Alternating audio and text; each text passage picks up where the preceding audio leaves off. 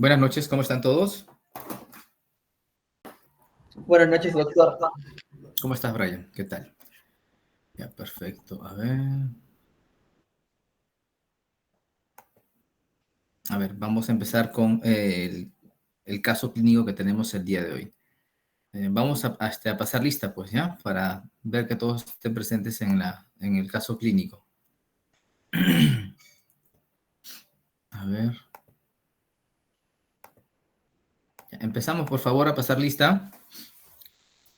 A ver, Sebastián Alana Quispe, presente. Buenas noches, doctor, presente. ¿Qué tal, Sebastián? Buenas noches. Continuamos con Alanya Yangali Rubí Ángeles. Doctor, mi compañera tiene justificación, luego se la paso al privado. Ok, por el momento le colocó falta, de ahí me manda su justificación. Alvarado Barzola. Presente, doctor, buenas noches. Hola, ¿cómo estás? Luego viene Teobaldo Alviar Monzón. ¿Está presente Teobaldo? Emilio. Presente. Teobaldo Alviar, perdón, Monzón. Ya. Eddie Aquino Prado. Presente, profesor. ¿Cómo está, Eddie? Ya. Gianfranco Arenales. Gianfranco Arenales. ¿Está presente? Asensio Trujillo. Presente, doctor. Buenas Naisha noches. está, ¿no? Presente ya, listo. Benítez Rodríguez, Daniel. Buenas noches, doctor, presente. ¿Cómo está, ¿Se Daniel? escucha? Buenas noches. Muy Buenas bien. noches. Sergio Cáceres More. Presente, doctor, buenas noches. ¿Qué tal? Buenas noches. Kiara Kamak. ¿Está presente Kiara? Alessandra Camacuari Ordóñez. ¿Está presente Alessandra? Jonathan Carguas. Presente, doctor, buenas noches. Buenas noches, Jonathan. Andrea Carrasco Silva.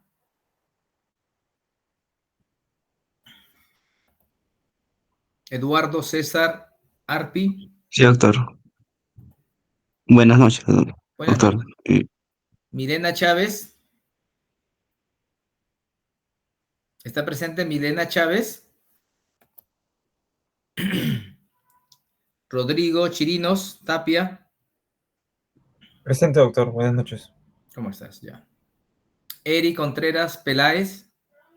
Buenas noches, doctor, presente. Está avanzando, pero lo dejo Héctor ahí. Córdoba Ludeña.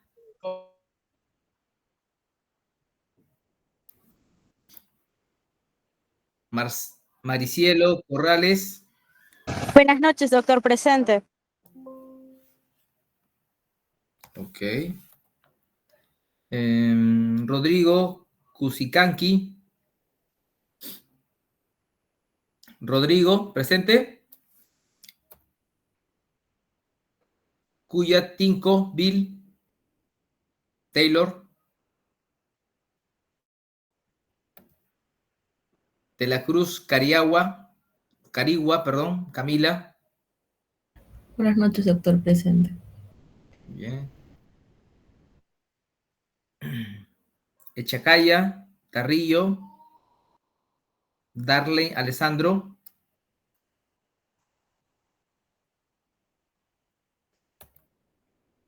Esquivel Estrada, Javier. Buenas noches, doctor, presente. Buenas noches, Javier. Muy bien. Bruno Fierro Lozano. Presente, doctor. Buenas noches. Buenas noches. Muy bien. Hurtado Sevillano, Rafael. Presente, doctor. Buenas noches. Yokia Palomino, Martín. Buenas noches, doctor, presente. Buenas noches. Brian Loaiza Pérez. Doctor, buenas noches, presente. Muy bien. Stephanie Merma Carranza.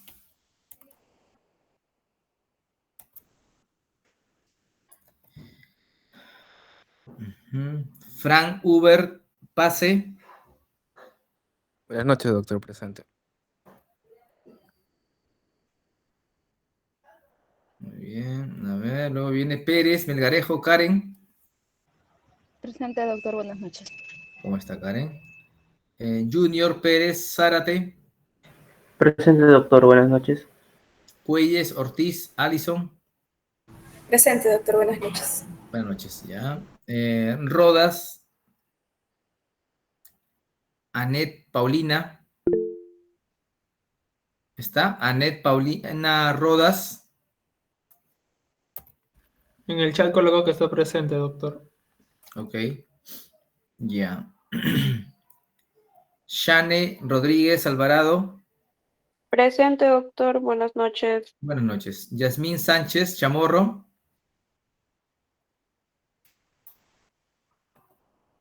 Sánchez Guaya Delfín. Presente, doctor. Buenas noches. Buenas noches, Delfín. Santa Cruz Zulueta Josué. Josué Santa Cruz. Carlos Sivincha. Buenas noches, doctor presente. Buenas noches. Carlos Solano Sánchez. Buenas noches, doctor presente. Correcto. Piero Solís Mamani. Buenas noches, maestro. Presente. Nicole. Buenas noches, Piero. Nicole Somoza Sánchez.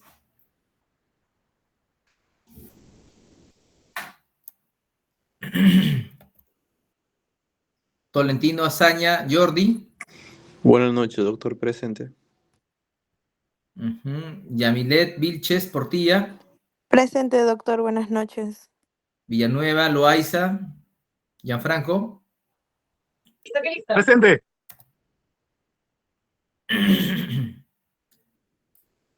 Yuribilca Argüelles Lucía. Buenas noches, doctor. Presente. Ya. ¿Y Gianfranco Villanueva está presente? Gianfranco Villanueva.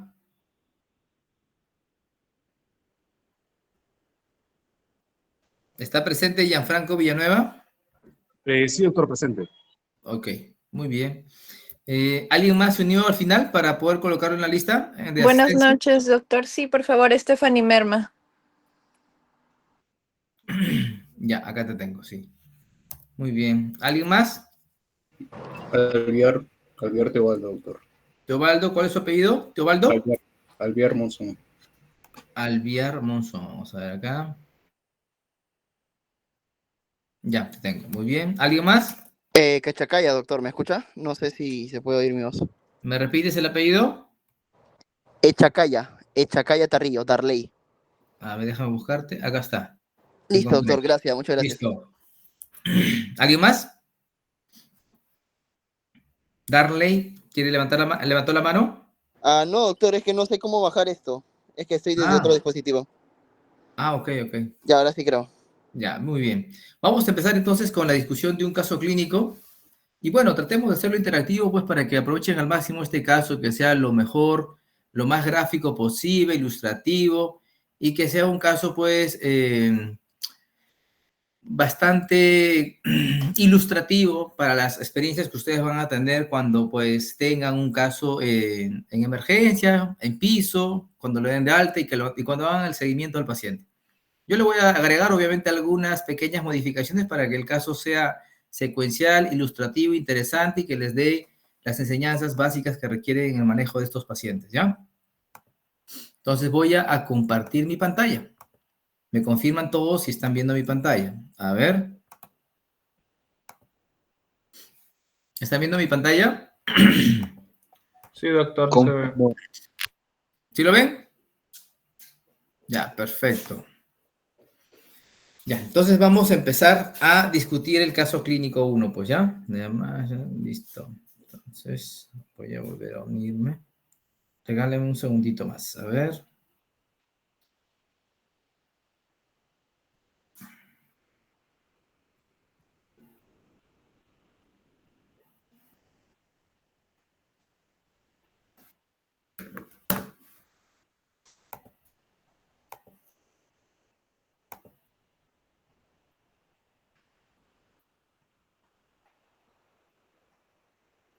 Acá hay un montón de personas que estaban esperando. No. Admitir a todos es los que están en la reunión. Bueno, solamente aquí.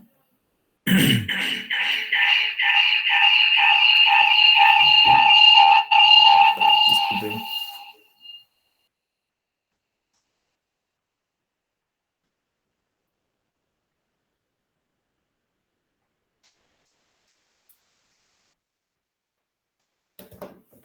Listo. ¿Claro el sonido? ¿Ecos? Nada, ¿no? Chicos, ¿escuchan claro, fuerte? Sí, doctor.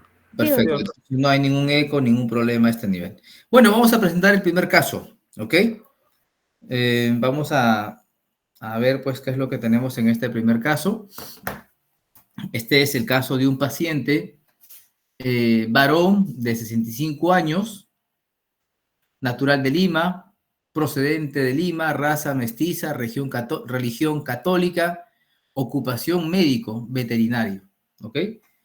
Dentro de los factores de riesgo cardiovascular que tiene el paciente es una diabetes mellitus tipo 2, diagnosticado hace 8 años, hipertensión arterial estadio 1, diagnosticado hace 6 meses, tabaquismo, 5 a 10 cigarrillos hasta hace 5 meses, entendemos que dejó de fumar, y como antecedentes, pues, sangrado digestivo por úlcera gástrica, no especifican periodo, y hospitalizado hace 4 meses por neumonía típica. ¿Ok? Esos son los datos que tenemos en este instante de este paciente. Con esta información clínica, a ver, ¿alguien quiere dar algún comentario, algún aporte?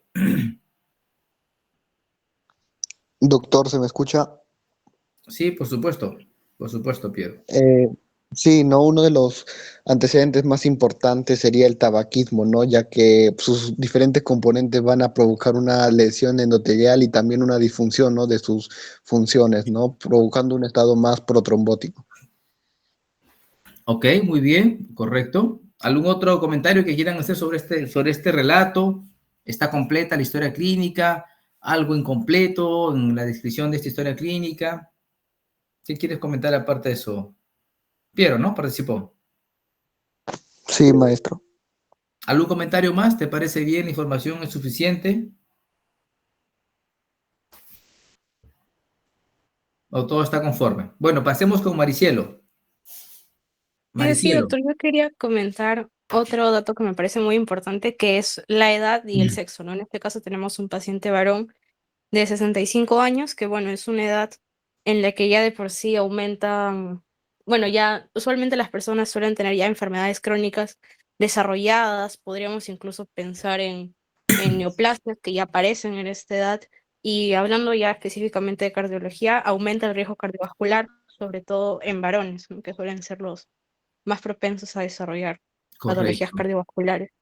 ¿Qué te parece el riesgo cardiovascular? Imagínate que este paciente va a tu consulta y haces una evaluación del paciente. Si le haces pues una evaluación de riesgo cardiovascular, ¿a qué apunta? ¿Qué te parece? ¿Es un paciente de bajo riesgo, riesgo intermedio, alto riesgo? Bueno, considero que tiene antecedentes de relevancia, ¿no? Diabetes mellitus, hipertensión y además el factor de riesgo ya mencionado de tabaquismo, pero la diabetes y la hipertensión son incluso consideradas dentro del síndrome metabólico, ¿no? Donde también hablamos que aumenta el riesgo de tener una enfermedad coronaria o algún problema cardiovascular. Creo que va a estar más adelante, pero ahí también sería importante saber el índice de masa corporal, ¿no? Si este paciente es obeso, ¿no? Claro. Entonces, en los datos generales que nos dan del paciente, ya está justo en el borde de ser considerado como adulto mayor. Datos relevantes, pues, como diabetes, hipertensión, tabaquismo, son importantes, ¿no? A ver, vamos a escuchar a Brian para cerrar esta primera parte y avanzar con el caso clínico que estamos presentando y dar un comentario también. Brian, ¿algún comentario sobre esta primera parte de la historia clínica?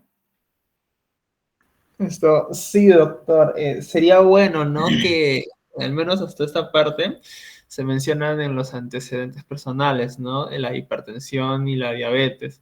Pero sería bueno también mencionar, ¿no? Si estos han sido tratados, están actualmente en tratamiento o se ha abandonado el tratamiento, ¿no? Porque probablemente, como sabemos, ¿no? Cuando ciertas enfermedades no son tratadas, pueden acarrear, ¿no? A diversos signos y síntomas que a la larga complican, ¿no? El riesgo cardiovascular que pueda tener el paciente, ¿no? Como bien mi compañera mencionó, Esto se liga mucho a lo que es el síndrome metabólico y algo muy derivado de eso es la aterosclerosis, ¿no? Que puede conllevar, ¿no? A estar desarrollando incluso, como digo, ¿no? Riesgo cardiovascular, infartos, ateromas, ¿no? Etcétera. Perfecto, Brian. Muy interesante lo que acaban de comentar los tres compañeros. Estamos frente a un paciente que ya pues está entrando a la edad adulta mayor, pero es una persona que tiene pues muchos factores de riesgo. De base, el más importante es la diabetes mellitus, que por sí sola ya cataloga al paciente como un paciente de alto riesgo cardiovascular, solito. Pero además asociemos hipertensión, asociemos tabaquismo, evidentemente hace pues que esta persona tenga un riesgo cardiovascular bastante elevado y una alta probabilidad de que, si es que ya no lo está haciendo, en la evolución, pues desarrollen eventos cardiovasculares de importancia. En esta parte es fundamental, pues, también tener datos claves, como si el paciente tiene diabetes mellitus, ¿desde cuándo lo tiene? Nos dicen que es hace 8 años, pero ¿qué terapia está recibiendo? Antidiabéticos orales, ¿correcto? ¿Qué tipo de antidiabéticos orales? ¿A qué dosis está recibiendo estos antidiabéticos orales? O de repente está recibiendo ya insulina, ¿no? ¿Qué tipo de insulina? ¿Qué esquema de insulina está recibiendo el paciente? Eso es fundamental y nunca, por favor, dejen de colocar, ¿no? Si es que es acá adyacente o en la sección de medicación previa, ¿no? Pero es fundamental que acompañen siempre, pues, a los antecedentes o a los factores de riesgo cardiovascular la terapia que el paciente tiene o viene recibiendo. Y es muy importante ese dato. Miren ustedes, es importante saber, miren, porque el paciente tiene antecedentes de sangrado digestivo por úlcera gástrica. A ver, ¿qué tal si este paciente está tomando por ahí aspirina? Pues ahí hay una relación importante con este antecedente, ¿no? El sangrado digestivo por úlcera gástrica. Pues una asociación que uno puede ir estableciendo. Y bueno, miren ustedes, también acá hay otro dato importante. Este señor de 65 años ha sido hospitalizado hace 4 meses por una neumonía atípica, ¿no? Y bueno, ha salido de este proceso.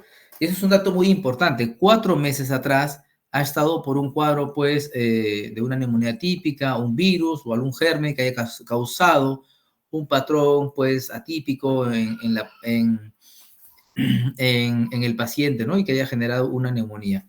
Bueno, avancemos entonces. Entonces, ahora sí, a ver, ¿quién me ayuda a leer? Vamos a invitar. Alison, ¿ya participaste, me parece? No, doctor, buenas noches. A ver, por favor, ayúdanos. Lee y danos un comentario de esta primera parte. Bueno, cuadro clínico asintomático previo hace 4 meses, hospitalizado por una insuficiencia respiratoria típica posterior a la alta disnea a esfuerzos moderados y no presenta angina.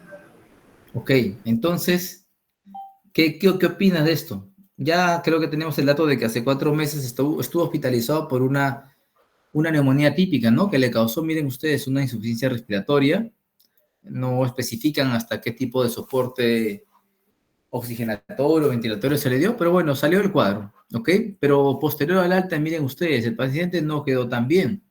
Hablan de disnea al esfuerzo. Incluso llega a ser moderado, ¿no? Y no refieren o no describen otro síntoma. No resaltan la presencia de angina en este paciente. ¿Qué opinión? Alison, ¿me escuchas? Sí, ¿no? Adelante. Tengo entendido que cuando se refiere a una disnea a esfuerzos moderados, son síntomas clásicos, por ejemplo, de una insuficiencia cardíaca izquierda, que, bueno, creo que se mencionó en la primera vez el diagnóstico, si no me equivoco. Y, bueno, nos podría La disnea a esfuerzos moderados es típico de insuficiencia cardíaca izquierda. Bueno, tengo entendido eso. No, a ver, ¿alguien puede dar otro comentario? A ver, adelante, ¿qué dice Piero Marcelo Solís?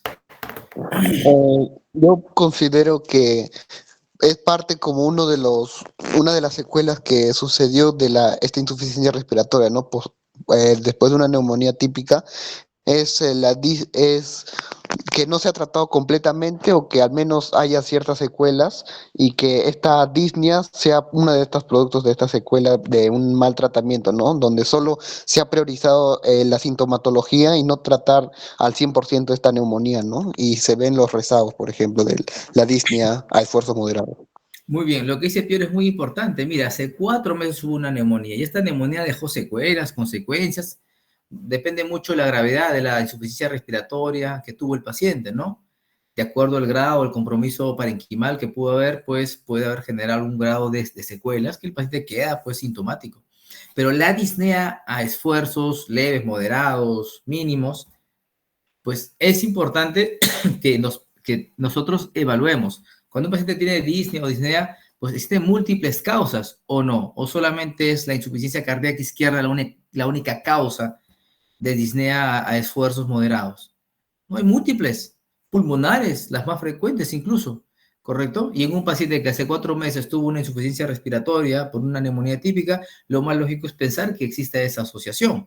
Perfecto. Pero nosotros, para poder definir si esta disnea está asociada a un problema pulmonar, a un problema cardíaco o a otro, pues tengo que buscar algunos otros datos clínicos que orienten a definir si esa disnea está relacionada o no a problemas pulmonares o problemas del corazón u otro tipo, ¿no? A ver, ¿alguien quiere dar un comentario sobre ese punto?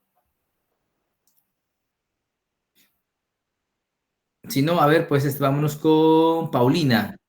Bueno, acá alguien quería comentar. Maricielo, Alessandra. A ver, Sí, Maricielo. doctor. Creo que algo que se podría precisar, o bueno, no sé si, como no se menciona, fue que no refirió o que no simplemente no se preguntó, pero sería importante saber si, por ejemplo, esa disnea empeora, por ejemplo, al estar recostado, ¿no? O sea, para saber si hay ortopnia o si la persona puede dormir con esta disnea o no, ¿no? ¿Cuántas Correcto. almohadas utiliza? Que es lo que usualmente se pregunta. Muy bien. Entonces lo que falta es mayor información, ¿no? Falta que esta disnea o disnea al esfuerzo, ¿no? Con esfuerzos moderados, ¿a qué otros datos clínicos más se asocia? Acabas de decir, ¿quién participó? Perdone. ¿Quién participó? Maricielo, doctor. Maricielo Ferrer. Maricielo, pues, nos ha comentado de que cuando tenemos un dato de disnea al esfuerzo, pues debemos definir también qué otras razones. ¿Por qué causas existen de disnea al esfuerzo, Maricielo? ¿Solo es la insuficiencia cardíaca? De disnea de esfuerzo, ¿no? Podría ser, bueno, como se presume inicialmente, un problema pulmonar, ¿no? Bien. Por ejemplo, fibrosis intersticial, restricción de la expansión torácica, cualquiera de ellas podría ocasionar también una Exactamente, disnea de entonces puede haber esfuerzo. una causa pulmonar, cardíaca, que genere una disnea al esfuerzo. Pero, ¿qué elementos me van a ayudar a definir si esa disnea al esfuerzo tiene un origen cardíaco, un origen pulmonar u otro origen? A ver, ¿alguien quiere dar un comentario? Vámonos entonces con Paulina. A ver, Anet, Paulina. Sí, doctor, aquí ¿Dudas? estoy un ratito. Coméntame, Anet, ¿qué características de la disnea nos puede llevar a más o menos dirigir el origen o la etiología de esta sintomatología?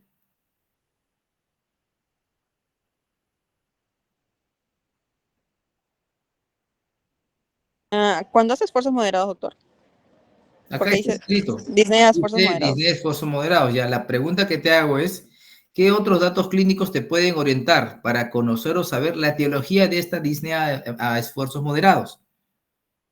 Hemos planteado de que una disnea puede ser pulmonar, cardíaca, extracardíaca. ¿Qué criterios, qué datos clínicos te orientan a plantear que puede ser cardíaco, pulmonar o extrapulmonar o extracardíaco? Auscultaría el pulmón para ver si hay ruidos agregados. Antes de tocar al paciente, anamnesis. Analizaríamos los síntomas respiratorios, por ejemplo, aparte de disnea. ¿Cuáles? Tos, por ejemplo. Ok, muy bien. A ver, Irving.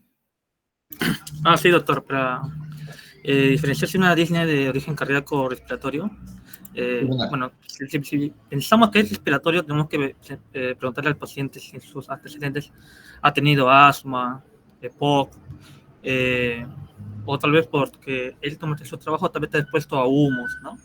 Y ahorita en el paciente, actualmente en la historia clínica, solo nos indica que es antecedente de tabaquismo nomás. pero lo que nos puede orientar a que sea cardíaco es que también presenta antecedentes de hipertensión arterial. Eso más, la hipertensión arterial es lo que nos da esa orientación de que sea cardíaco, también la diabetes. Bueno, hay pacientes diabéticos, hipertensos, que por fumar mucho tienen un EPOC.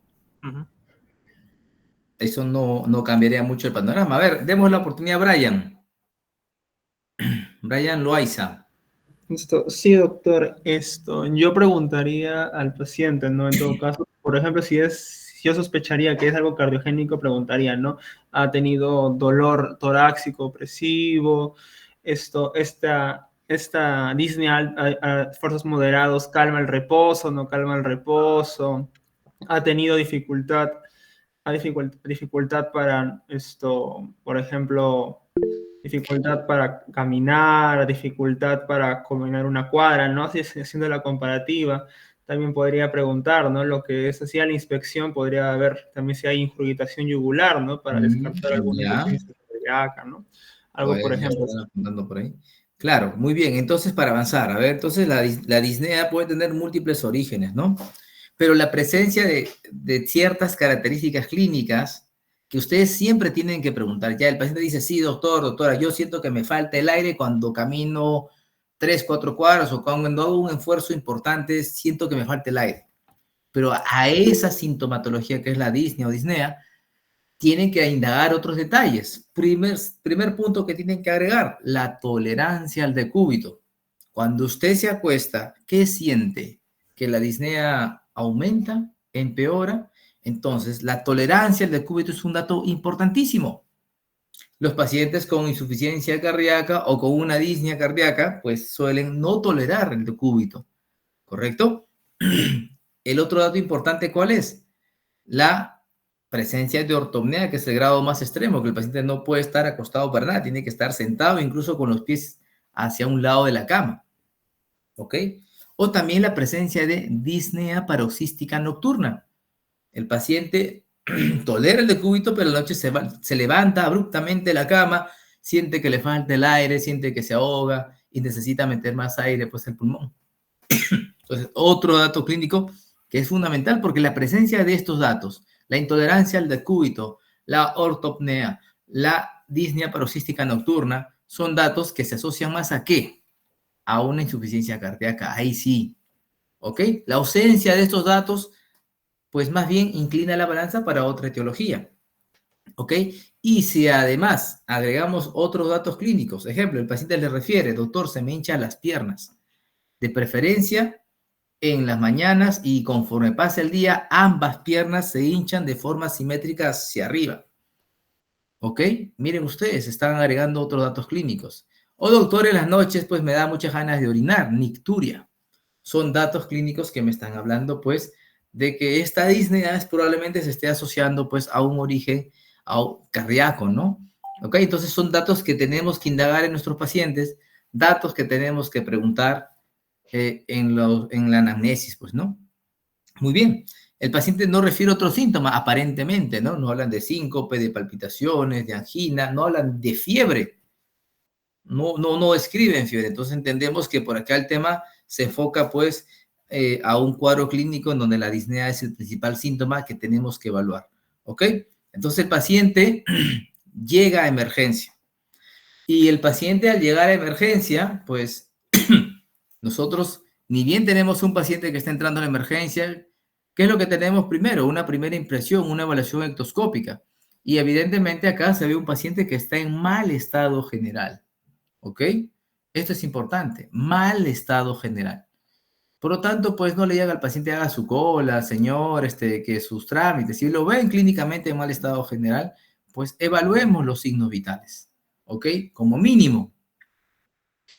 ¿Y qué opinan aquí? A ver, vamos a preguntar a Brian, ya participó, a Bruno Alberto. Cuéntame, Bruno, ¿qué te parece los signos vitales en este paciente que al llegar a emergencia lo vemos que está pues con estos datos clínicos a considerar? ¿Está presente Bruno? Sí, doctor, sí. Muy bien. Estaba esperando que terminen. Bueno, la presión arterial 90/60, el paciente está en hipotensión, así que podríamos estar pensando que el paciente, como vemos, está en mal estado general, puede ser que esté entrando incluso en shock o esté en pre-shock. Muy bien. Luego tenemos la frecuencia cardíaca, que también está con una taquicardia, 125. Esto puede ser una respuesta del paciente que no está pudiendo suministrar suficiente sangre al organismo, ¿no? Y está intentando aumentar el gasto cardíaco, ¿no? Con la frecuencia. Y con respecto a la frecuencia respiratoria, igual esto estaría taquipneico porque está presentando una insuficiencia respiratoria. Eso. ¿Qué más? ¿Qué más vemos en el segundo reloj, en la segunda fila, perdón? Mal Ok, estado la optornea, general. lo que ya se había comentado, doctor, que el paciente está presentando optornea, lo que ahora sí nos estaría diciendo que la causa de esta disnea sería en todo caso de origen cardíaco, ¿no? Ahora sí estaríamos pensando, por ejemplo, en una insuficiencia. Podría aumentar la sospecha, ¿no? Válido. Ahora sí aumentaría la sospecha. Fases atípica, no cianosis. ¿Qué te falta, al menos en la primera evaluación que tú haces como interno al paciente? ¿Qué dato está faltando? Que es algo que siempre tiene que estar.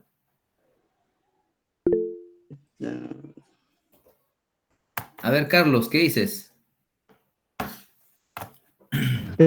Doctor, yo creo que llama ahí el tema de la ingurgitación yugular. No, estamos en la segunda fila. Ya... Todavía no pase la segunda fila. Pregunté qué dato falta hasta la segunda fila. Que siempre tienen que tener en automático. A ver, Rafael. ¿La temperatura, doctor? Perfecto. La temperatura, pues. ¿Qué más falta? Doctor, ¿sería la saturación de oxígeno? Por supuesto, pues. ¿Es vital o no que haya saturación de oxígeno? Crucial. Ustedes ni bien evalúan a todo paciente que llega en mal estado general a la emergencia. Recuerden, los que van a dar la cara en la emergencia, ¿quiénes van a ser? Ustedes como internos. Medida de signos vitales, presión arterial, frecuencia cardíaca, frecuencia respiratoria, saturación de oxígeno, temperatura. ¿Ok? Y ahí ven claramente que el paciente no se puede acostar. Cada vez que lo acuestan, se desespera. Siente, bueno, está en ortopnea el paciente, ¿no? Entonces, pero bueno, no está cianótico, ¿no? Es fundamental, pues, porque el manejo de un paciente que satura 88 es igual a uno que satura 96. Evidentemente no, ¿no? Entonces acá, pues, en la historia clínica no nos han dado ese dato que reclamamos a gritos que nos debieron haber dado junto con la temperatura. ¿Ok? Muy bien, alguien quería participar y lo corté. Vámonos a la tercera fila. ¿Quién, por favor, era?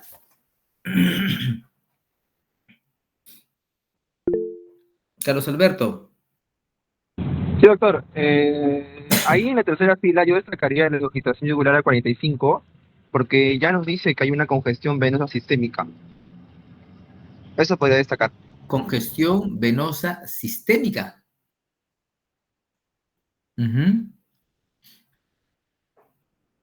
Eso dice la ingurgitación yugular a 45 grados.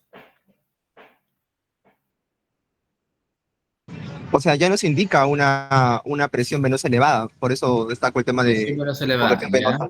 Pero ¿qué dato objetivo te dice que la presión está elevada? Puedes tener una ingurgitación yugular, pero con 6 milímetros de mercurio. La presión venosa yugular, ¿no? ¿Te parece normal que 15 esté en una posición de 45 grados? Sí. ¿Qué opinan? Evidentemente no, pues no. Estamos con un valor bastante elevado. Una presión venosa yugular de 15 milímetros está elevadísimo, ¿no? Y en una posición de 45 grados no deberíamos ver. Debería estar en menos de 5. Por encima de 15, evidentemente tenemos, como han dicho, una presión venosa yugular. Y miren ustedes, se ve la onda B gigante, ¿no? Quiere decir que en la diástole la presión auricular derecha está altísima, está incrementada, ¿no? Y miren ustedes, ¿cómo está el pulso arterial? Pequeño y celer, ¿no? Por la taquicardia y la tendencia a la hipotensión que tiene el paciente, ¿ok? Muy bien, seguimos avanzando. A ver, ¿quién quiere participar? Daniel Benítez Rodríguez, adelante, por favor. ¿Qué opinas del caso, Daniel? Agregando solo en cuanto al pequeño pulso celer y a la onda B gigante, por lo Por que favor, estaba... Claro que sí, dale. Lo que estaba leyendo, esto podría indicar más que todo lo que viene a ser una dificultad en la función del bombeo, ¿no? Y esto viene a provocar lo que es la congestión venosa. Y bueno, esto así yendo aparte sería una insuficiencia cardíaca derecha, yéndolas más que todo inclinándola a esa parte. Es lo que podría destacar. Sí, sí, correcto, exacto. No, pero también pues el pulso pequeño y ceder puede estar asociado también pues a otros factores, no solamente pues a bajo gasto, sino también pues a pacientes que están entrado en un estado de pre-shock también, ¿no? Y el shock no es únicamente por shock cardiogénico, ¿no? También puede ser distributivo y demás cosas. Pero sí, una de las razones puede ser eso, ¿no? De que hay un deterioro en el gasto cardíaco. Y agregado a esto otros elementos, pues, ¿no? Una ingurgitación yugular. Si nosotros integramos todo eso, ese dato, el pulso arterial pequeño y celer solito, que puede tener múltiples explicaciones, cuando incorporas la ingurgitación yugular, el pulso venoso yugular con onda B gigante, integramos de que acá además hay una congestión venosa, evidentemente hace pensar que esto se deba a una insuficiencia cardíaca, ¿correcto? Muy bien, el tórax. ¿Qué vemos en el tórax? Doctor. Sí. Espera, antes de terminar, disculpe, lo que quería agregar, lo que no se había dicho anteriormente fue la ausencia de angina en el anterior. Sí. En la anterior, eso podría, o sea, el que no haya una angina puede descartar lo que es un miocardio, ¿no? O perdón, un infarto de miocardio. ¿Y qué más podría sacar de ese dato? Es que eso es lo que... La creo que ausencia de angina, bueno, recuerda que el paciente tiene un dato importante, es diabético. Y el no tener angina no te descarta nada. No descarta, ¿Okay? en general. Exactamente, okay. No te descarta que esto se esté debiendo a un problema coronario, no lo descarta. Recuerda que es diabético. Y los pacientes diabéticos tienen formas de presentaciones atípicas, ¿no? Pero bueno, hasta el momento estamos frente a un paciente con una dificultad respiratoria, con signos claros de, bueno, con taquicardia, con taquipnea, con tendencia a la hipotensión, con un pulso pequeño y celer, con signos de congestión. El tórax, a ver, ¿qué dice Junior? Vamos a hablar del tórax. ¿Qué nos dice sí, doctor.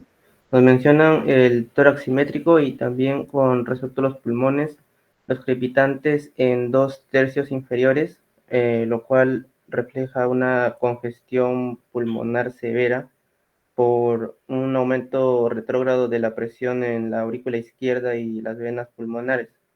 Y el exceso de presión produce un edema alveolar que clínicamente se manifiesta como estertores bilaterales, que serían típicos de una insuficiencia cardíaca izquierda. Exacto, ¿no? Pero dato importante que acabas de decir, ¿no? Bilateral simétrico, ¿no? O sea, que esa congestión suba de manera casi parecida en ambos campos pulmonares. Es muy clásico, ¿no? Si tienes crepitantes o subcrepitantes solo en un lado, vas a pensar en otra etiología, ¿no? Más en una condensación pulmonar por una neumonía. Aquí no. Aquí tenemos crépitos en los 2/3 inferiores de ambos campos pulmonares. Suele ser clásico justamente de la congestión pulmonar, ¿no? Empieza en las bases, tercio inferior, 2/3, ambos campos pulmonares, edema agudo de pulmón, ¿no? Y suelen ser, pues, simétricos, ¿no? Clásico de la congestión pulmonar, como acabas de comentar. Perfecto. Muy bien.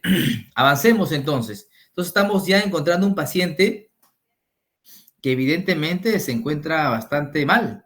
Está bastante mal. Y en la evaluación rápida, obviamente en la discusión teórica que estamos haciendo es más prolongada, en una evaluación rápida estamos llevando solamente con el examen físico, con mi estetoscopio y herramientas básicas, estoy adquiriendo una serie de datos que me están llevando a sacar conclusiones importantes. A ver, vamos a invitar a Bruno Alberto. Bruno Alberto Fierro Lozano. Sí, doctor. ¿Participaste? Sí, doctor. ¿Se me escucha? Sí, sí. A ver, apóyame con el aparato cardiovascular. ¿Qué datos de importancia te llaman la atención? ¿Y cómo interpretarías estos hallazgos? Podrían ser los pulsos periféricos, que, bueno, en este caso están presentes. Esto nos dice que es normal. No hay una obstrucción, podríamos decirlo así, ¿no? No hay una obstrucción una obstrucción grave en todo caso, ¿no? Precordios sin deformidades, ¿todo bien? Todo bien, ajá. Choque de punta, sexto espacio intercostal, izquierdo. Aquí nos diría que hay un desplazamiento, porque lo normal sería encontrarlo en el quinto espacio intercostal. izquierdo y en la línea medio clavicular. En este caso, si está desplazado, podríamos pensar que hay una cardiomegalia, que se ha dilatado el ventrículo izquierdo y eso está produciendo un desplazamiento, ¿no?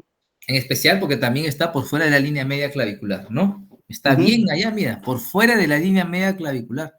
Está ya también dilatándose probablemente las cavidades izquierdas, el ventrículo izquierdo específicamente. ¿Qué más? Y el frémito sistólico estaremos hablando de que hay un soplo y en este caso su intensidad sería un 4/6 que ya está produciendo vibraciones que son palpables, ¿no? Pero bueno, mira acá la auscultación te dicen otra cosa. Bueno, ¿qué dice la auscultación? Ok. Solo estaba viendo el aparato cardiovascular esa parte todavía. Ya, correcto, muy bien. ¿Qué datos importantes tienes hasta ahí? Entonces, en conclusión, tenemos un paciente que tiene signos de crecimiento de cavidades izquierdas, ¿no? Sobre todo con el choque de punta que se ha desplazado, doctor. Exacto. ¿No? Esa es a la, ¿cómo se llama? A la inspección y a la palpación. Bueno, ya la auscultación. A ver, vamos a invitar a Camila de la Cruz, Carigua. Camila. Sí, doctor, justo nos menciona que el ruido 1 es normal, el ruido 2 ligeramente aumentado, el ruido 3 con golpe de galope, un soplo alosistólico en el foco mitral, 2 y 4, y un soplo sistólico en el 4 en el foco trículo. Bueno, con respecto al ruido 2, frecuentemente puede estar acentuado con una hipertensión pulmonar no secundaria, debido a la falla izquierda, bueno, que también puede variar con la taquicardia que nos menciona. El ruido 3, bueno, se debe quizás a la entrada rápida de sangre, que en el cuarto está pues dilatado y un poco complaciente, o sea, con respecto a la disfunción sistólica en la sobrecarga del volumen, ¿no? Y como nos menciona que tiene soplo sistólico en el foco mitral. ¿Qué significa el ritmo de galope con el tercer ruido presente? ¿Qué te sugiere? ¿Con el ritmo de galope? Sí, el ritmo de galope, con tercer ruido. Bueno, que quizás... ¿Cómo lo auscultas? A ver, descríbelo. Utiliza tu voz para decirme cómo auscultas un tercer ruido a la auscultación. Vale la redundancia. Bueno, escucharía como 3 tonos consecutivos, ¿no? ¿Cómo es? R1 y R2. Y un tercer ruido, o sea, tanto para el 3 o 4, ¿no? Que le dan como un latido, un ritmo característico similar al de un... ¿Cómo es? Quiero escucharlo, a ver. Claro, bueno, es el sonido, pero... ¿Cómo sabes tú describirlo? O sea, tienes que describírmelo. ¿Cómo es un tercer ruido? ¿Cómo yo lo auscultaría? Bueno, al momento de la auscultación es la que se escucha, pues, algo no... ¿En qué, cómo se llama? ¿En qué parte del ciclo cardíaco lo encuentras, ese tercer ruido?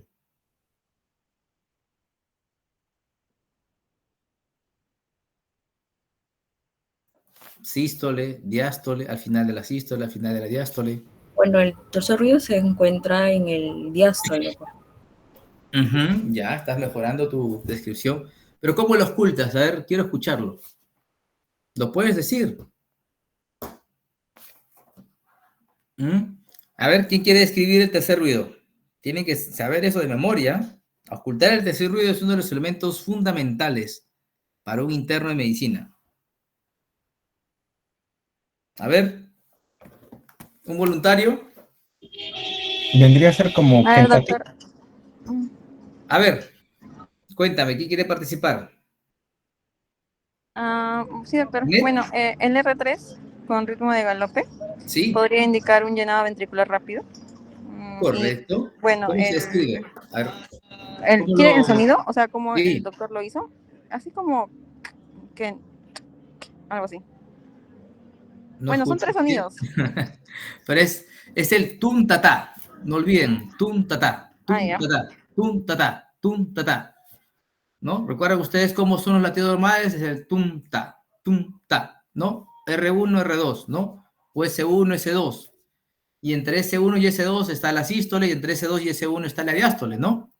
Entonces, cuando ustedes escuchan a la ocultación, generalmente en el foco mitral, ¿no? Allí, cuando ustedes hagan la ocultación y escuchan un tum tatá, tum tatá, tum tatá, ¿me escuchan claros todos? ¿O solo yo me estoy escuchando? A ver, díganme, chicos. Sí, doctor, sí. Ya, el tum tatá, ¿ya les quedó clarito o no? Entonces, ese es el tercer ruido, el tum tatá, tum tatá. ¿Ok? Ya tienen que sospechar de que ese paciente está en insuficiencia cardíaca, está haciendo una insuficiencia cardíaca sistólica por sobrecarga de volumen. Bien lo han dicho ustedes, el tercer ruido será ¿por qué? Porque hay un choque de flujos, un flujo que viene de la aurícula que choca contra una cantidad de sangre que aún está remansada al final de la diástole. ¿Ok? Entonces entra y eso genera ese ruido, pues, ¿no? Muy bien. Y también, ¿qué más encontramos a la ocultación? Pues un soplo sistólico en foco mitral y también en foco tricuspidio, ¿no? El soplo lo sistólico en foco mitral como extraño, pues, ¿no? Es como que raro encontrar un soplo holosistólico en foco mitral. Generalmente los soplos holosistólicos son soplos durante toda la sístole, ¿no? Más lo encontramos en C y B, ¿no? Pero los sistólicos en foco mitral pueden estar más asociados a insuficiencia mitral, pero suelen ser más mesosistólicos, ¿no? No tan holosistólicos. Bueno, luego también ocultan un soplo en el foco tricuspidio sistólico que puede estar asociado a una insuficiencia tricuspidia, ¿no? Bien, ¿qué más? El abdomen tiene hepatomegalia 2 centímetros debajo del reborde costal izquierdo, ¿no? Pero extremidades me hubiera gustado tener para ver si había edemas o no. ¿Qué opinan ustedes? Hubiera sido importante, ¿no? Pero ya con toda esta información, ¿qué clínica tenemos? Tenemos una clínica clarísima de una insuficiencia cardíaca izquierda, ¿o no? Disnea, ortopnea, clarísimo. Y además, acompañado de una insuficiencia cardíaca derecha, ingurgitación yugular, la onda B gigante, tenemos hepatomegalia, ¿no? Datos fundamentales que me hablan de que estamos frente a un paciente con una clara insuficiencia cardíaca que es biventricular, tanto izquierda como derecha, ¿ok? Entonces, ahora sí, avancemos, señores. A ver, avanzamos ¿con quién me quedé? Me quedé con Camila, ¿no? A ver, Camila, por favor, ¿me ayudas?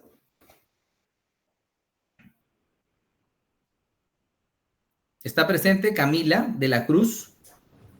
Sí, doctor. Cuéntame, Camila, diagnósticos sindrómicos. ¿Cuál es tu primer diagnóstico sindrómico en este instante?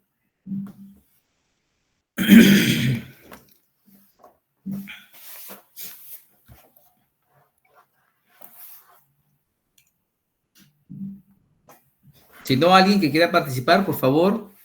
Doctor, ¿podría ser síndrome congestivo pulmonar? A ver, Maricielo, Alessandra, dame un minutito. Puede ser, exactamente, pero... Maricielo, ¿algún comentario? Sí, yo pensaría en un síndrome, bueno, de valvulopatía tal vez, porque hemos encontrado soplos tanto en el foco mitral como en el tricuspidio, ¿no? Y justo eso también le quería preguntar por las ondas B que se encontraron en la presión venosa yugular, que tenía entendido que a veces también se asocian a alguna valvulopatía tricuspidia.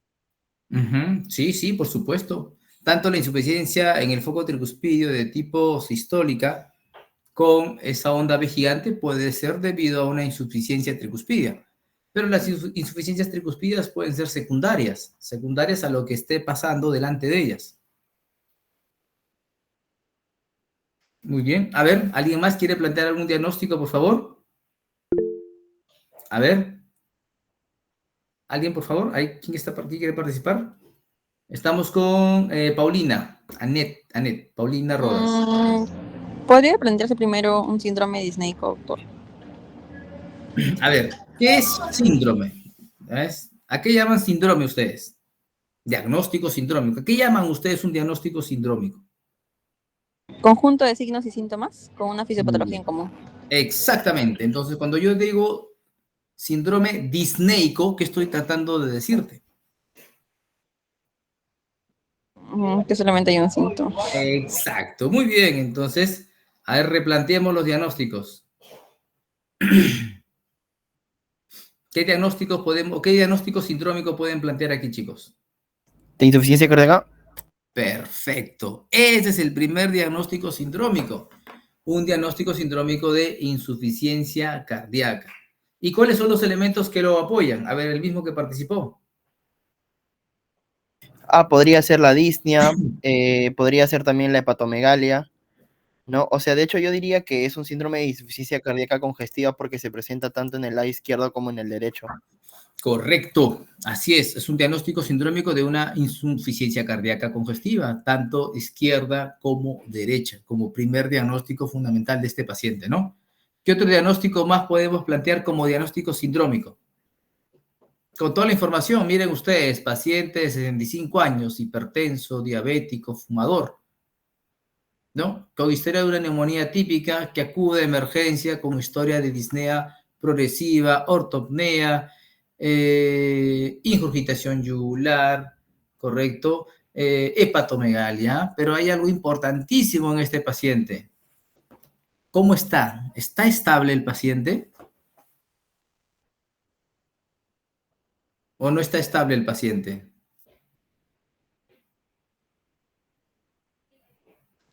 ¿Está hipotenso? Sí, hipotenso. Está hipotenso. ¿Qué más tenemos en el paciente? ¿Podría ser un síndrome de bajo gasto cardíaco? Porque esté hipotenso. Exacto. Estamos frente a un estado, un síndrome pre-shock. ¿O no? Paciente se está empezando probablemente a chocar, taquicárdico, taquipneico, tendencia a la hipotensión, ¿correcto? Entonces, acá hay otro diagnóstico sindrómico, ¿no? Probable estado de pre-shock, ¿ok? Y bueno, vamos a avanzar entonces. ¿Qué diagnósticos probables dentro del diagnóstico sindrómico de insuficiencia cardíaca podemos plantear? Bueno, pues la insuficiencia cardíaca izquierda. ¿Qué más tenemos? Insuficiencia cardíaca Congestiva, doctor. Insuficiencia cardíaca congestiva, izquierda, derecha, si lo queremos separar. ¿Qué más tenemos? Probables valvulopatías, ¿no? Hay una probable valvulopatía mitral. ¿Qué otro diagnóstico probable podemos plantear en este paciente?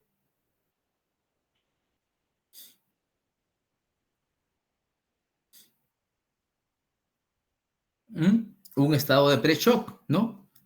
¿Qué más podemos plantear en este paciente? De repente, pues, descartar las causas que están llevando a esta condición, a esta insuficiencia respiratoria.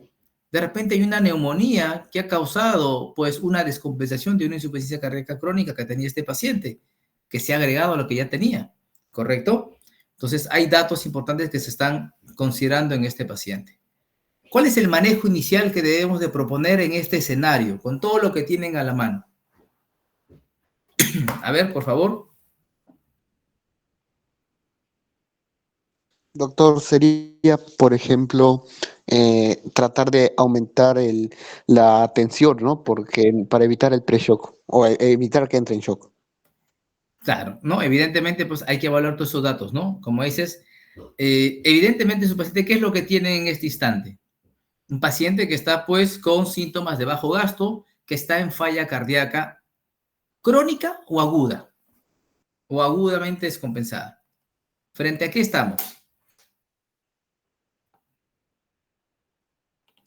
¿Sería una crónica descompensada? Es probable, porque miren que esto lo tiene hace 4 meses, ¿no? Una insuficiencia cardíaca crónica, progresiva, solo recibía tratamiento para la diabetes, la hipertensión. Para esta insuficiencia cardíaca nadie le paró atención hasta que se descompensó. Entonces estamos frente a una falla cardíaca crónica descompensada o crónica reagudizada, ¿no?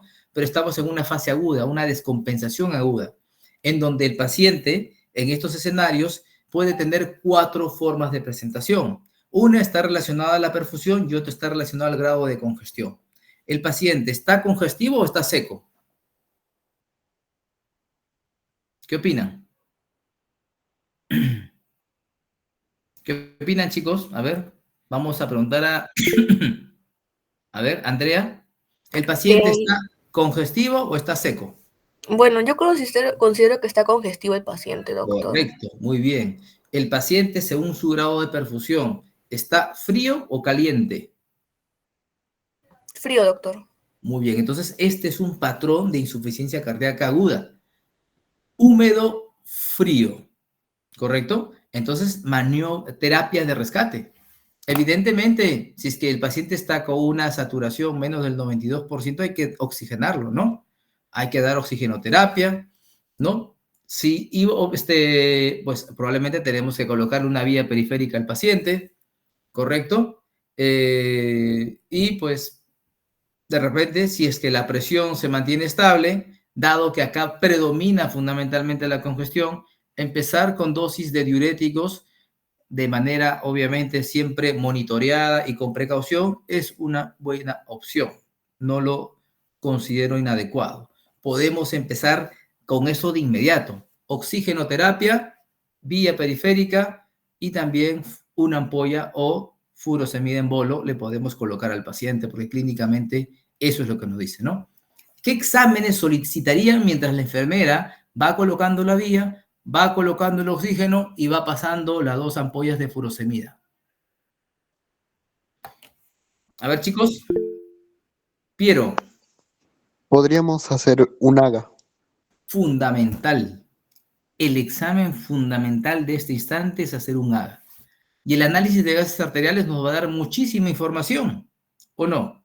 Primero, nos va a ayudar a ver cómo está la parte, pues, electrolítica, nos va a ayudar a conocer la saturación de ese oxígeno que no teníamos, nos va a ayudar a calcular el PAFI, de acuerdo a la cantidad de oxígeno que le estemos pasando al paciente. También nos va a ayudar a ver el pH del paciente, ¿no? También los AGAs vienen con lactato y nos podrá ayudar a ver si el lactato está aumentado o está normal. Entonces, es fundamental un AGA. Un AGA nos da muchísima información y nos permite ir guiando el manejo, porque si yo veo que el paciente está obviamente con una saturación menos del 90, el lactato está por encima de 2, 3, 4, pues el manejo va a cambiar, ¿no? Bien, ¿qué otros exámenes más pedirían, aparte de un AGA? A ver. ¿Tengo que llamarlos? Ya, pues chicos, participen, así terminamos más rápido. ¿Rayos X? ¿Perdón? ¿Maricielo? Un EKG, doctor. Antes de un EKG, ¿qué le pedirías? Bueno, el EKG está bien porque lo vas avanzando en el acto. De acuerdo, le pido un EKG. ¿Qué más le piden ustedes? Un ecocardiograma podría ser, doctor. Todavía no, Para todavía ver no está en el hospital. Mañana viene. Mañana viene. Bien. ¿Qué le piden en el acto así? Una radiografía de tórax. ¿Ok? Entonces miren ustedes, con un AGA, un electrocardiograma y una radiografía de tórax, van avanzando. Y eso es rápido. ¿El AGA en cuánto tiempo lo tienen? ¿5 minutos o no? El electro en menos de 10 minutos y la placa de tórax en menos de 10 minutos. Entonces en 10 minutos con toda esta información ustedes ya van a orientar y van a afinar el diagnóstico. La placa de tórax nos permitirá ver pues si es que es solamente congestión o es que también hay un patrón neumónico agregado. ¿Correcto? El AGA nos va a dar toda la información que he comentado. ¿Y el electrocardiograma es importante o no? Claro que sí, ¿no? Nos puede ayudar a identificar incluso causas que estén generando toda esta situación. ¿Ok? Y también nos va a dar información sobre el tamaño de las cavidades, si hay o no crecimiento de cavidades, si hay sobrecarga de cavidades y o si hay isquemia aguda. O si es que tal vez estamos frente a un síndrome coronario agudo con presentación atípica en un paciente diabético que se podría dar. ¿Ok? ¿Qué más te diría, muchachos?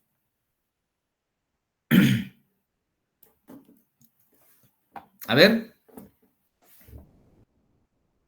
Vamos a preguntar, a ver, vamos con Stephanie. A ver, o si no, Andrea Milagros.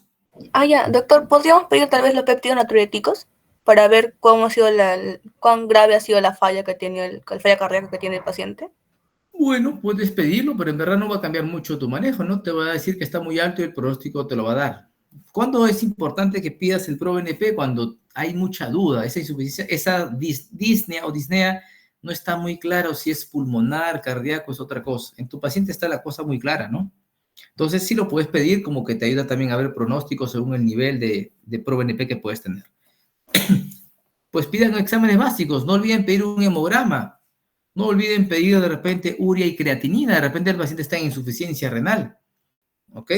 Exámenes básicos que tenemos que tener a la mano, y esos exámenes llegan a las 2 horas. El hemograma, glucosa, urea, creatinina. El hemograma nos va a poder ayudar a definir si hay una infección, anemia.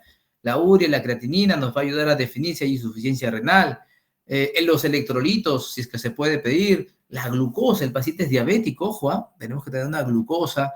Y todo eso, ¿no? Para poder definir bien el manejo de nuestro paciente, ¿ok? Bueno, miren chicos, a ver, acá les mando los resultados, los únicos que me han hecho llegar, imagínense, yo he peleado por mi EKG, por mi placa de tórax, mi AGA y nada me han hecho caso. A ver, lo que nos han enviado, ¿ya? A ver, vamos a invitar vamos de abajo al final, a Jordi Davis Tolentino. A ver, Jordi Davis Tolentino, ¿está presente? Adelante, Jordi, no te escucho.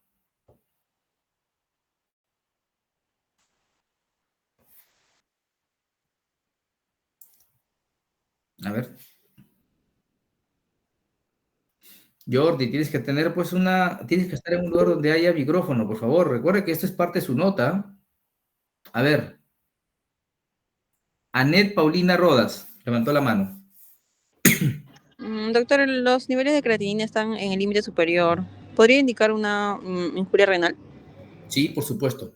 A ver, creatinina en 1.2, sí, pues puede estar en el límite inferior, va a depender mucho del laboratorio, algunos es hasta 1.25, en otros es en 1.1, ¿no?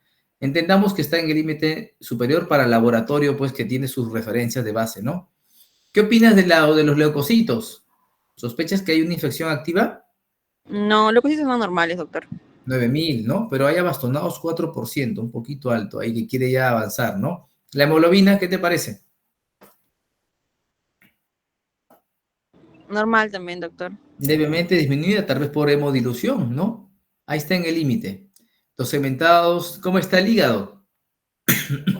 El TGO y el TGP.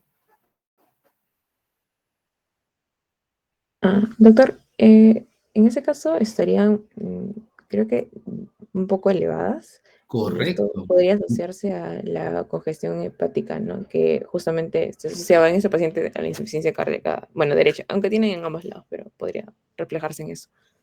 Exacto, exacto. A ver, Carlos Alberto, ¿algún comentario sobre lo encontrado acá? Bueno, lo que mi compañera dijo, ¿no? Sí hay una congestión hepática porque las transaminasas están elevadas. Correcto. Esto por la insuficiencia, ¿no? Que hay. Por la insuficiencia cardíaca derecha, ¿no? Que está generando congestión hepática y eso sube la creatinina, está bien. Pero lo sube ligeramente, ¿no? No lo sube en exceso tampoco, ¿no? Yo ahí la glucosa, creo que no la mencionaron, porque lo normal es que esté menor que 100, si no me equivoco. Exacto, sí. Entonces, ¿podríamos hablar de tipo 2, una mellitus tipo 2? Recuerda que él como antecedente tiene diabetes mellitus tipo 2. Es importante ver ese valor, en qué contexto fue tomado. En ayunas, después de que almorzó, hace cuánto tiempo almorzó, tomó su medicación, no tomó su medicación. Así que ese valor aislado, pues, con ese número va a depender de muchas condiciones, ¿no? Muy bien, ya hemos hecho la interpretación de los exámenes de laboratorio y aquí tenemos el electrocardiograma. Le tomaron el electro que ustedes pidieron. Miren ustedes, ¿qué estamos viendo acá? En un paciente a quien se le va a tomar un electrocardiograma en estas condiciones, ¿qué es lo primero que tenemos que descartar? En un paciente diabético con una insuficiencia cardíaca crónica descompensada en fase aguda, ¿qué es lo que tenemos que descartar desde el punto de vista cardíaco? A ver, vamos a invitar a Daniel Benítez. Doctor, ¿se me escucha? Sí, te escuchamos. Bueno, yo estaba opinando acerca de justo lo que mencionó mi compañera de las transaminasas, que puede dar un daño indicativo hepático muscular y lo de la urea, pero ¿qué es lo que exactamente me había preguntado ahora? Disculpa. Sobre el electrocardiograma, en un paciente con insuficiencia cardíaca y diabetes, en un cuadro clínico de una fase aguda, ¿qué es lo que tienes que descartar también de cajón? Y ahí el electro te ayuda mucho. En la región, la sobrecarga en ambos ventrículos, que podría indicar un problema cardíaco severo. Pero también en una fase aguda, Milena, cuéntanos, ¿qué es lo que necesitamos descartar? Usualmente en los diabéticos se descartaría la cardiopatía isquémica porque los diabéticos, bueno, tienen infartos silentes, ¿no? Que son estos, bueno, estas personas no tienen en sí dolor típico que normalmente tuvieran. Correcto. Entonces, podría ser... ¿Qué escenario clínico agudo se puede dar? A ver, Bruno Alberto Fierro.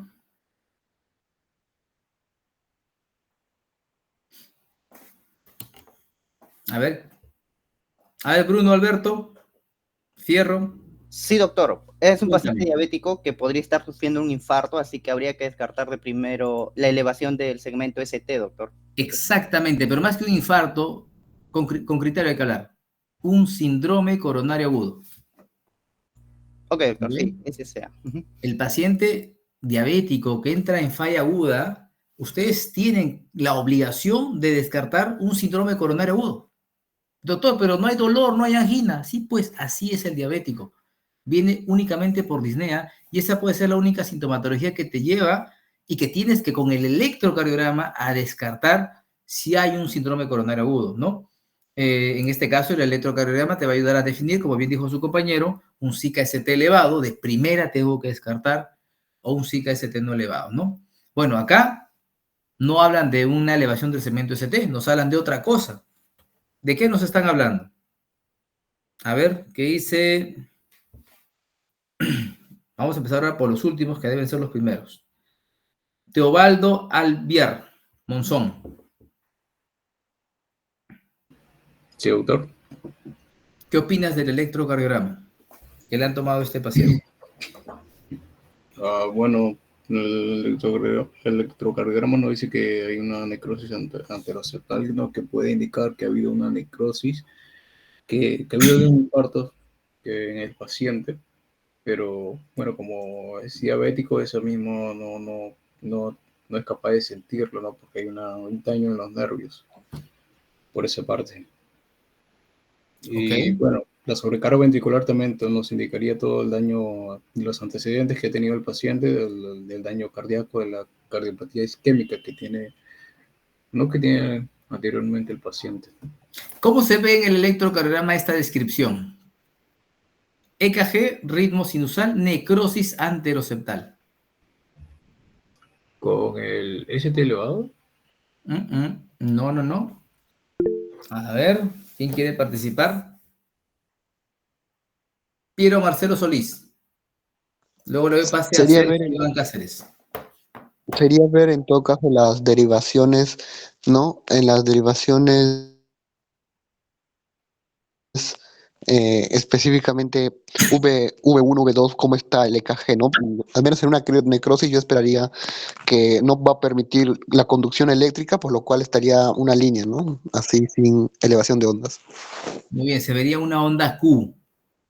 Una onda Q patológica que iría pues desde B1 hasta B4, más o menos, ¿no? Y la sobrecarga biventricular, se refiere a que hay una sobrecarga de presión tanto en el ventrículo izquierdo como en el ventrículo derecho, ¿no? Bien, ahora sí, llegó el ecocardiograma. 3 horas después, pues ya ustedes están viendo de que están frente a un paciente con una insuficiencia cardíaca crónica, o congestiva, perdón, una insuficiencia cardíaca congestiva, una falla cardíaca agudamente descompensada, húmedo, frío, ya le dieron ya ustedes pasaron el diurético, ya están oxigenando al paciente, está con su vía periférica. Muy bien. La presión del paciente, ahora les comento, se encuentra pues en 115/60. El paciente ya tolera algo ligeramente el decúbito y el paciente ha miccionado recién de 2 horas de pasado el diurético casi 3 veces. ¿No?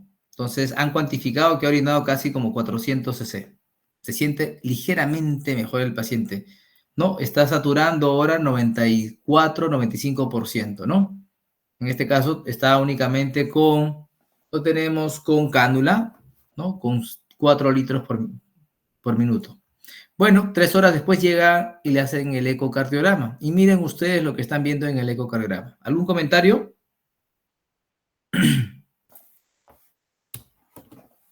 Entonces, vamos a invitar a Amira Rodríguez Alvarado.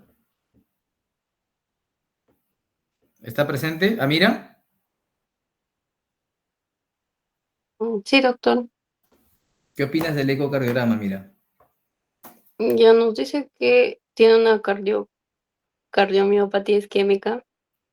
Bueno, esto como ya lo respalda el EKG, que ya tuvo infartos previos, ¿no? Por lo cual hay una disfunción en el miocardio. Ok. Hay un También, deterioro de la función sistólica del VI. Miren cómo está la fracción de eyección. ¿Qué te parece este valor? bueno, la fracción de eyección está disminuida, ¿no?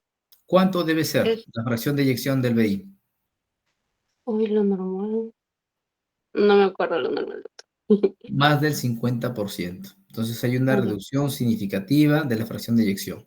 También Ujú. encuentran una insuficiencia mitral moderada. He ahí pues el soplo que ustedes ocultaban en el foco mitral. Y también ven un patrón restrictivo de llenado. Quiere decir que hay una sobrecarga de presión al final de la diástole, ¿no? Que es lo que estamos viendo en este paciente. Muy bien, ya con toda esta información de una falla cardíaca crónica descompensada, falla cardíaca aguda, patrón húmedo frío, ¿no? Que está siendo tratado inicialmente con oxigenoterapia, con diuréticos, está haciendo en este momento, bueno, se le ha colocado su vía periférica, hay que colocarle una sonda Foley. ¿Qué opinan ustedes? Es importante porque en este paciente es fundamental monitorear la diuresis, ¿sí o no? ¿Qué opinan? ¿Es importante monitorear la diuresis en este paciente? A ver, Mirena. Sí, para aliviar la congestión. No, no es para aliviar, es para ver cuánto está orinando. Ah, ok. Cómo nuestra terapia está, pues, respondiendo el paciente con los diuréticos y otros fármacos que estemos dando y calcular el balance hídrico, hacer el cálculo de balance hídrico y que al menos en las primeras 24 horas debemos tener un balance hídrico de al menos de menos 2000, ¿no? Como mínimo, ¿no? Y así progresivamente, ¿no? Pero ¿qué más podemos dar a este paciente? Pues todo va a depender de la evolución, porque si mi paciente empieza a deteriorarse, a tener más signos de bajo gasto, pues el manejo se va a centrar en recuperar justamente ese bajo gasto y ahí tengo que darle inotrópicos, tengo que usar dobutamina u otro tipo de inotrópico, ¿no? ¿Correcto? Si el paciente pues se mantiene estable, no veo signos de bajo gasto, la presión se estabiliza como les iba contando, ahí debo de enfatizar el manejo de la congestión y por lo tanto pues tendríamos que dar furosemida, una ampolla cada 6 horas y tendría que agregar otros medicamentos endovenosos que mejoren justamente la precarga, ¿correcto? Que reduzcan la sobrecarga de volumen, ¿correcto? En este caso puedo dar vasodilatadores o venodilatadores como la nitroglicerina. Y también podemos dar incluso morfina, ¿no? Como una terapia que alivia al paciente, lo tranquiliza y calma la sintomatología. Entonces va a depender mucho de cómo evoluciona el paciente, ¿ok? Si veo que los signos de bajo gasto no están presentes, la presión se estabiliza, enfatizo el manejo de la congestión. Si todo más bien va para el otro lado, me debo de enfocar en mejorar el gasto cardíaco con inotrópicos y si la presión sigue bajando, incluso tengo que usar vasopresores, ¿no? Como noradrenalina o incluso ya empezar a invadir más al paciente, como colocarle un catéter venoso central o incluso invadir y dar asistencia ventricular como usar balón de contrapulsación. ¿Ok? En ese sentido, ¿qué otros exámenes más solicitarían en este paciente? ¿Qué examen es pertinente realizar en este señor que ya tiene, a ver, ya pasó casi 24 horas, el paciente ha evolucionado, ha mejorado ligeramente, está más estable, pero ¿qué otros estudios más tenemos que hacer? Miren ustedes, 16 horas de ingreso al hospital. ¿Ok? ¿Qué más recomendarían?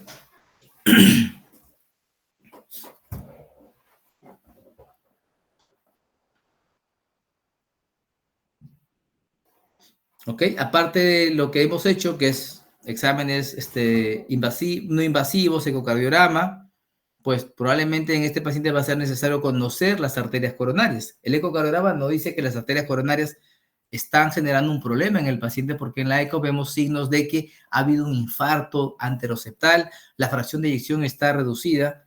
En ese caso, pues un estudio de las coronarias sería pertinente hacerlo, ¿ok? Como el paciente está ligeramente estable, probablemente no le hicieron perfusión, pero pues fueron y le hicieron un cateterismo cardíaco. Y en este cateterismo cardíaco, que consiste de forma invasiva en ingresar catéteres a las cavidades cardíacas y en eso medir las presiones de estas zonas del corazón, tanto del lado derecho como del lado izquierdo, podemos conseguir información que nos va a ayudar a guiar el manejo médico. De aquí hay algunos datos importantes. Esta es la presión capilar de 34. ¿Qué nos dice una presión capilar de 34? Que está obviamente incrementado, que hay una sobrecarga de presión, ¿correcto? Que viene del lado izquierdo, que genera una presión cuña alta, que debe ser menos de 15 idealmente, pero en este caso está en 34, el paciente está recontra congestionado y la placa de tórax lo delata, la clínica lo delata, ¿no? La arteria pulmonar, miren ustedes, debería estar menos de 30, menos de 25, lo tenemos en 53, tenemos una hipertensión pulmonar, ¿ok? En el lado izquierdo, en el ventrículo izquierdo, tenemos cuando ingresamos el catéter en el ventrículo izquierdo y medimos la presión debe ser pues 120, 130 la sistólica y la diastólica debe ser 5 y la tengo en 34. ¿Qué me dice? Que la presión al final de la diástole está incrementada. ¿Y eso por qué? Producto pues de la falla cardíaca que tiene el paciente, ¿no? Luego vemos que el gasto cardíaco está en 3.9, que es aceptable. El índice cardíaco en 2.12, debería estar entre 2 a 2.5, todavía se puede considerar aceptable. La resistencia vascular sistémica ligeramente incrementada y la pulmonar también ligeramente incrementada. ¿Qué nos está diciendo? Que el paciente está en una falla cardíaca de tipo izquierda que retrógradamente me estaba llevando a una hipertensión pulmonar. Y esa hipertensión pulmonar parece ser crónica porque también ya hay compromiso vascular de la arteria pulmonar. Por lo tanto, pues, esto es lo que estamos viendo en nuestro paciente, ¿no? Nuestros catéteres, entonces, cuando hacemos cateterismo cardíaco, los ingresamos a las diferentes estructuras, como ustedes pueden ver. Acá lo he puesto en la arteria pulmonar, inflo el balón y genero una presión cuña, que es lo que mido para ver cuánto es el grado de congestión pulmonar. Este catéter luego lo puedo bajar a la arteria pulmonar y hago mi medida. Lo puedo bajar al ventrículo derecho, hago mi medida. Lo puedo llevar a la aurícula derecha y hago la medida. Y de esa manera registro los valores para poder determinar estas presiones que acá tenemos. Y con eso puedo guiar el manejo médico, ¿ok? Luego, al paciente también se le hizo una coronariografía. Miren ustedes, ingresaron catéteres y empezaron a pintar las arterias, tanto de la arteria coronariana izquierda como la arteria coronariana derecha. Y en la arteria coronariana izquierda, pues se vio que la descendente anterior, pues tenía un grado de oclusión, que acá vamos a escribirlo, ¿no? Entonces, miren ustedes, acá les estoy haciendo un diagrama. Ven ustedes las arterias coronarias, bueno, la arteria coronaria izquierda, la arteria coronaria derecha. Y como la arteria coronaria, acá en primer lugar, el tronco coronariano, acá tenemos la descendente anterior, la circunfleja. Como la descendente anterior, miren ustedes, está tapada, está ocluida totalmente. En su tercio proximal, aquí está tapada, ¿correcto? Y sobre esta imagen hay algo, una línea de sangre que pasa, tal vez porque, pues, si está tapada, ¿cómo va a pasar sangre? Probablemente de otro lado está llegando sangre que se llama circulación colateral. A veces homocoronariana, de la misma arteria coronaria previa a la obstrucción, o heterocoronariana, cuando viene de otra arteria coronariana.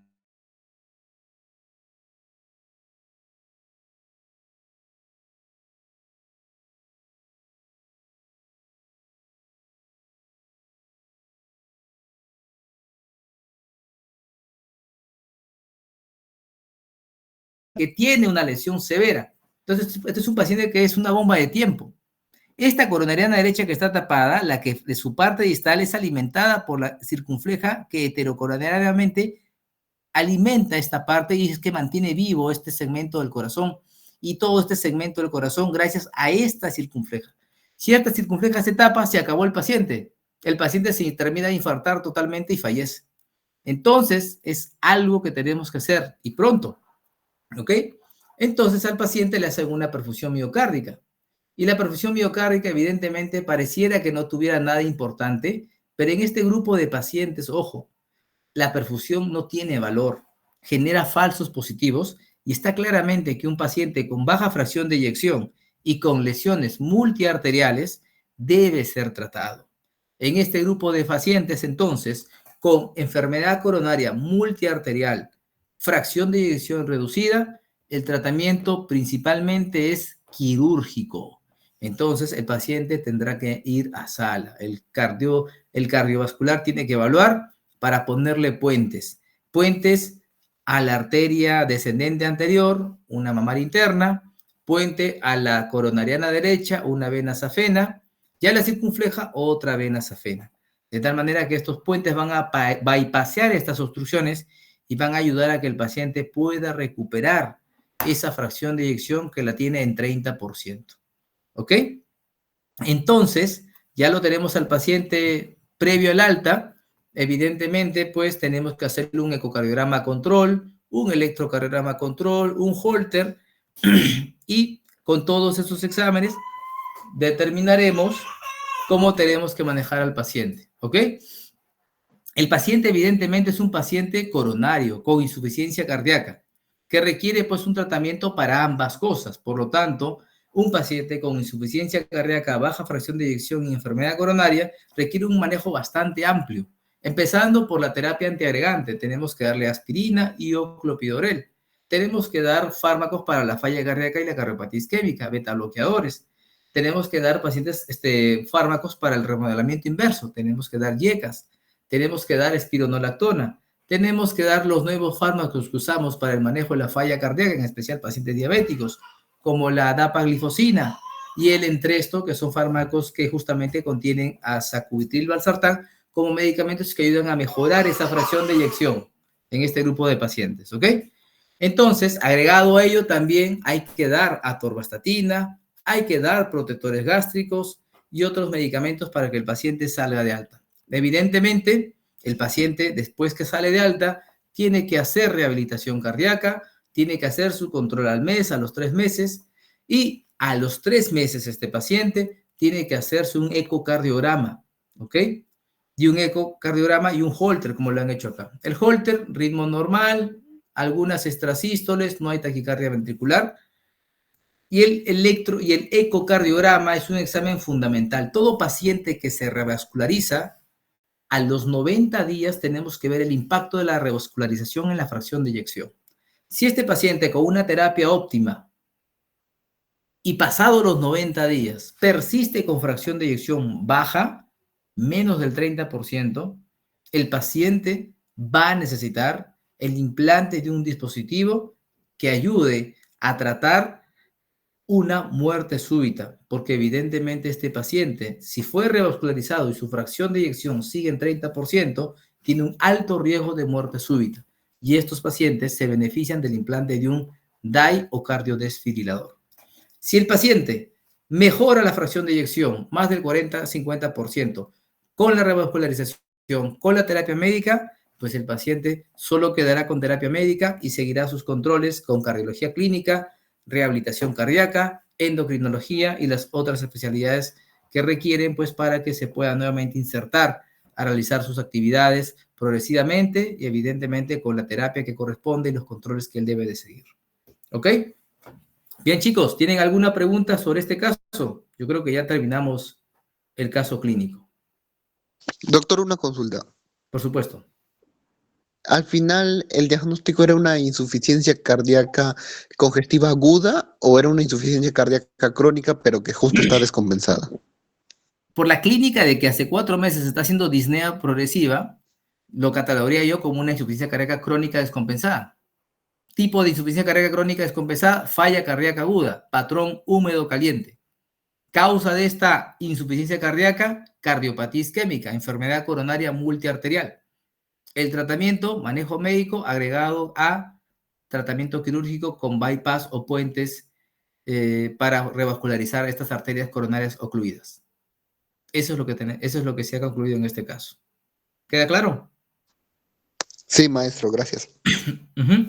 ¿Alguna otra pregunta más, chicos? ¿O está clarísimo? ¿O no me han entendido nada? Supongo que sí me han entendido, ¿no?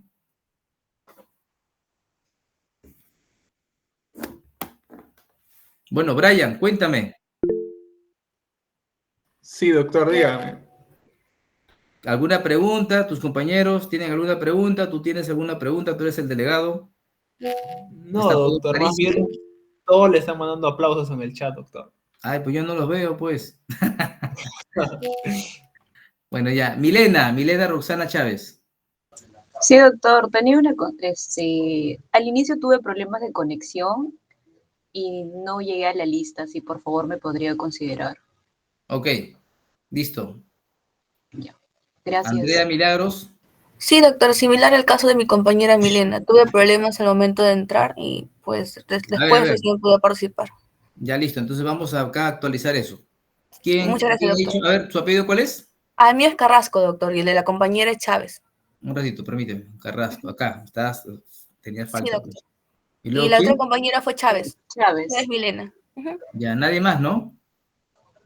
Ya está corregido. Gracias, doctor. Listo, muy bien. Entonces, chicos, ha sido un gusto compartir con ustedes. Espero que los haya orientado, los haya enfocado en casos que van a haber un montón de casos de estos y que evidentemente pues déanles enfoque, ¿no? Desde la parte inicial nunca hay que perderse, hay que siempre manejar la fase aguda, no olviden la evaluación de la hemodinamia del paciente, no olviden la evaluación en emergencia de un paciente, enfocarse en los signos vitales, ¿no? Estabilizar lo más rápido posible a sus pacientes y luego ir indagando, ¿no? Con más estudios profundos de manera secuencial. Eso es fundamental en una evaluación inicial de un paciente que llega pues en esas condiciones como el que hemos visto en este caso, ¿no? Listo. Si no hay más preguntas, pues me despido. Ha sido un gusto haber compartido con ustedes esta actividad. Que les vaya muy bien. Buenas noches. Saludos. Muchas gracias, doctor. Buenas noches. Buenas noches, doctor. Vamos. Gracias, doctor. Buenas noches, doctor.